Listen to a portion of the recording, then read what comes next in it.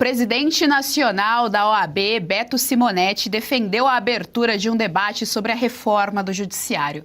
Em artigo publicado no Estadão, o presidente afirmou que a credibilidade do poder judiciário não se fortalece com proibições amplas e inconstitucionais, mas com regras claras, proporcionais e aplicáveis a situações concretas de potencial conflito. Entre os pontos mencionados estão a adoção de um código de ética, a fixação de mandatos para ministros e a definição de limites para decisões monocráticas. Fabi, você havia mencionado aqui a OAB no seu comentário anterior, tá? Então, Beto Simonetti, presidente nacional da OAB, agora simplesmente fingindo que absolutamente nada aconteceu depois de inúmeras vezes, no mínimo, se omitir diante dos abusos de autoridade. Isso quando ele não deu declarações ali muito abertas, quando não participou de eventos muito abertos, deixando cravado seu posicionamento. Pois é, eu mencionei rapidamente, agora vamos falar especificamente do senhor Beto Simonetti, né? Esse senhor, porque não dá para falar de OAB sem falar da ação exclusiva do Betinho, o Beto Simonetti. Por quê?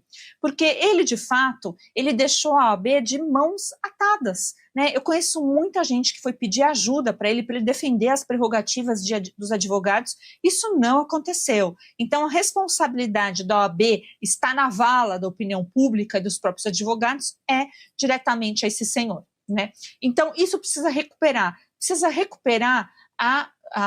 novamente os advogados poderem exercerem seus papéis quando são chamados, né, para defender seus clientes. Não existe democracia sem o livre exercício da advocacia. Isso não é uma frasezinha bonita, ela é real. Quando você tem advogados que não puderam ver os autos dos processos, a integralidade dos processos de seus clientes, você acabou com o Estado Democrático de Direito. Então vem o Beto Simonetti nesse mesmo lenga-lenga. Precisamos recuperar a ética. Eu não sei se ele tem condições de recuperar a ética da OAB, e muito menos de apoiar um movimento positivado. Novamente, ele acha que ele vai escrever no papelzinho e que os ministros vão olhar e falar: nossa, a OAB está apoiando, né? Ai, que medo da OAB. E vai fazer alguma diferença. A OAB não tem mais esse papel, infelizmente. Então, ele querendo apoiar o Fachin, eu também acho que é um desvio, né, do verdadeiro problema que nós temos no Brasil, falar também precisa ter, né, uma questão de limitação de ministros, etc., reforma do judiciário. Me desculpa, mas a reforma do judiciário era só a OAB ter cumprido o papel dela institucional. Então agora ele vem falar de uma reforma que realmente precisa, mas eu considero a OAB inepta para tanto. Josi, também quero te ouvir a respeito, então, desse posicionamento de Simonetti, falando a respeito de credibilidade, que ela não se fortalece com proibições institucionais agora, que ele conseguiu chegar a essa conclusão, depois de pelo menos 6 anos, a mídia independente denunciando tudo que vem acontecendo, a oposição, né, a direita brasileira denunciando tudo que vem acontecendo. Coloco aqui mais uma informação, que em julho do ano passado, alguns advogados dos presos políticos do 8 de janeiro, eles pediam aos Estados Unidos sanções em relação ao presidente da OAB, justamente por essa omissão diante de todos os abusos de autoridade que vem da mais alta corte do nosso país.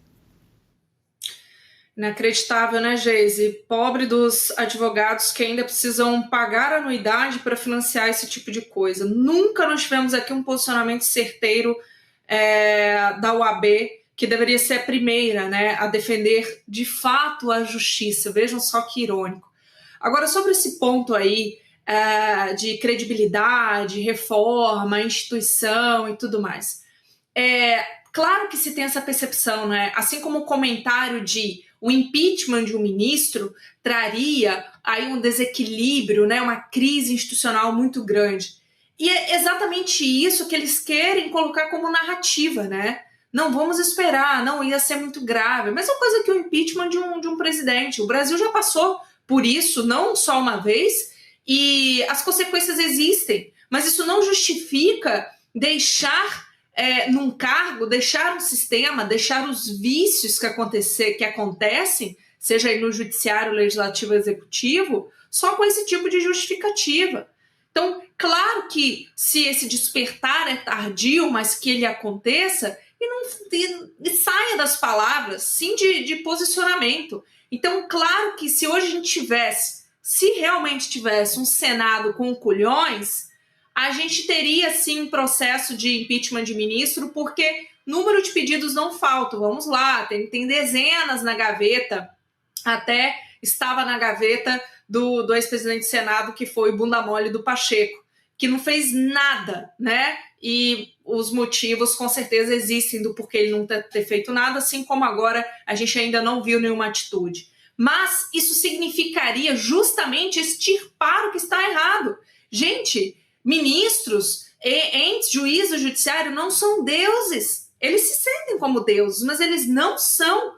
Eles são pessoas comuns, deturpáveis, que podem sim ter desvio de caráter, que podem sim ter outras intenções, que podem sim colocar suas intenções privadas acima do serviço público. E isso acontece quando é comprovado.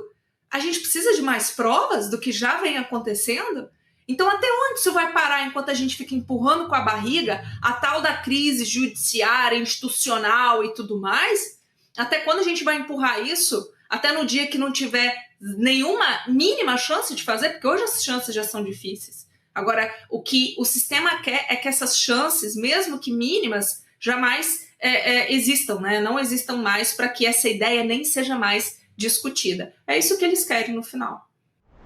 Gostou do conteúdo que viu por aqui no canal da Revista Oeste? Compartilhe e deixe o seu like.